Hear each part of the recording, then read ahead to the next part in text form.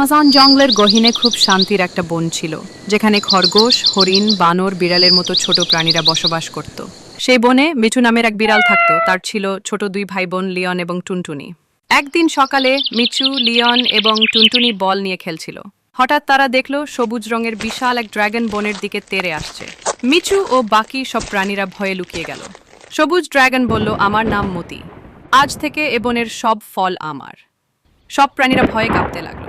কিন্তু মিচু বিলি সাহস করে ড্রাগনের সামনে গেল আর বলল, তুমি এখান থেকে চলে যাও, এ বন আমাদের। ড্রাগন তখন হুঙ্কার দিল, বলল, আজ থেকে আমি এ বনের রাজা। মিচু তখন লিওন ও টুনটুনিকে নিয়ে গোপনে ফন্দি আটল।